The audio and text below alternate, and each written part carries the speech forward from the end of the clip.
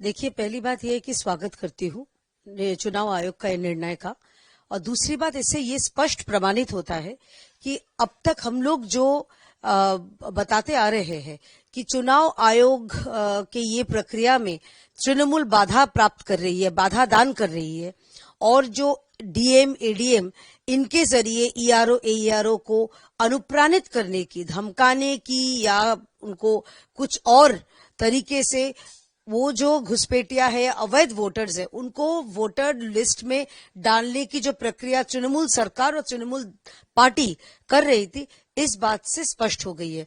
लेकिन अब देखना यह है कि जो हमारे यहाँ के प्रिंसिपल सेक्रेटरी मैडम है, वो कब तक इनके खिलाफ कोई कार्रवाई करती है। चुनाव आयोग ने तो अपना काम कर दिया, लेकिन इस राज्य के जो प्रिंसिपल सेक्रेटरी है, वो किस वजह से कोई अब तक कोई कार्रवाई नहीं करी है, और उनके पीछे वो किसके, और नेचुरली वो सीएम की प्रिंसिपल सेक्रेटरी है, तो जाहिर सी बात है कि सीएम भी शायद नहीं चाहती है कि ये जो अवैध प्रक्रिया चल रहा था उसके खिलाफ कोई व्यवस्था नहीं की जाए। चुनाव का पहले अमित शाह जी वापस कोलकाता है, देश के माननीय गृह मंत्री है, वो जब चाहे आ सकते हैं। पश्चिम बंगाल भारत का अखंड हिस्सा है, ये तो रिपब्लिक ऑफ वेस्ट बंगाल नहीं है, तो ऑब्वियसली जाहिर सी बात है हमारे माननीय गृह मंत्री जब चाहे आ सकते हैं। भारतीय जनता पार्टी के नेता है, वो जब चाहे पश्चिम बंगाल में आ सकते हैं। इससे एक चीज तय है, ममता बनर्जी जी जो 2021 में उन्होंने कहा था कि डबल नौकरी देंगे, तो डबल नौकरी तो दिया नहीं। सिंगल नौकरी जिनके पास था वो तो रातों रात रास्ते में आ गए, जो 26,000 टीचर थे। और इतने सारे जो युवा है जिनके पास नौकरी नहीं है, ये पश्चिम बंगाल का जो बुरी हालत है इन टर्म्स ऑफ अनएम्प्लॉयमेंट वो दर्शाती है। कुछ जो युवा गए हैं, कोई मास्टर्स किया हुआ है, एमए पास है, कोई पीएचडी है, कोई बीटेक है, उनकी माताजी वो बीटेक के जो संतान है उनका फॉर्म लेती, वो रो रही है कि मेरा लड़का इंजीनियर होने के बावजूद उनको नौकरी नहीं मिला, वो 1,000-1,500 के मोहताज बन गए। तो ममता बनर्जी जी पश्चिम बंगाल में वो गरीबी हटाओ नहीं हटा सकी, वो अनएम्प्लॉयमेंट हटाओ नहीं हटा सकी। ये जो कल अलग अलग जगह में हमने देखा है, ये स्पष्ट रूप से बताती है कि ममता बनर्जी जी अ फेल्ड चीफ मिनिस्टर है, क्योंकि वो युवा पीढ़ी को नौकरी देने पर वो कामयाब नहीं हो पाई। माननीय सुप्रीम कोर्ट के वर्डिक्ट के बाद भी उन्होंने कमेटी बैठा दिया।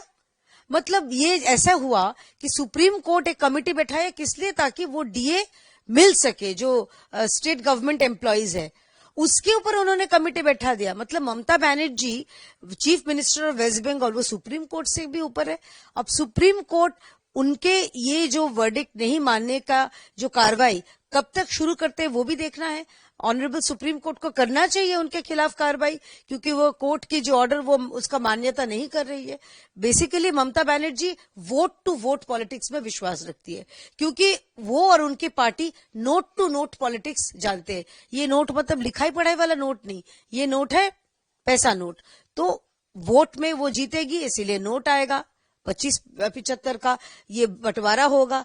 ये इसीलिए ये समझ के युवा पीढ़ी को वो झांसा देने की कोशिश कर रही है। लेकिन युवा पीढ़ी जो है उनको पता है, बोल रहे कि इसमें सिर्फ एक आध फोन रिचार्ज हो सकता है, इससे ज्यादा क्या हो सकता है। जिनको नौकरी करने की बात थी उनको आप लाइन पे खड़ा करके सिर्फ 1,000-1,500 भाता दे रहे हो, इनका नौकरी का विषय में कुछ बात नहीं कर रहे हो। और वैसे भी जो डीए कर्मचारी है उनका जो हक है, वो हक से भी आप उनको वंचित कर रहे हो। Mamata Banerjee is a failed CM, वो हर किसी में प्रशासक के रूप से वो फेल्ड है, लेकिन ज्यादा देर तक नहीं, इसके 1.5-2 महीने के बाद ही तो वो एक्स सीएम होने जा रही है।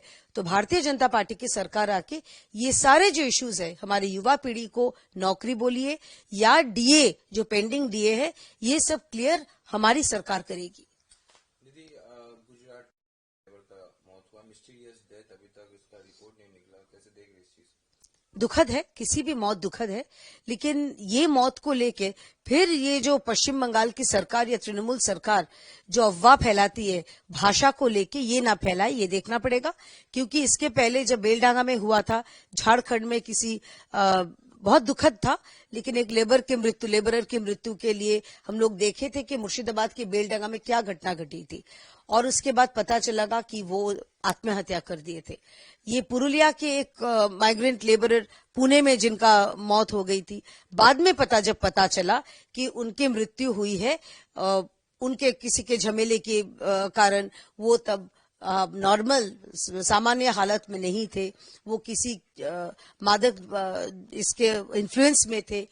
तो देखना पड़ेगा कि ये जो है ये मृत्यु किस वजह से हुई है। कोई आपसी कोई मनमुटाव हुआ है या डिप्रेशन से आत्महत्या या कोई भी घटना हो, इसकी जांच होनी चाहिए। मृत्यु दुखद है, लेकिन मृत्यु को लेकर राजनीति उससे भी बड़ा दुखद चीज है।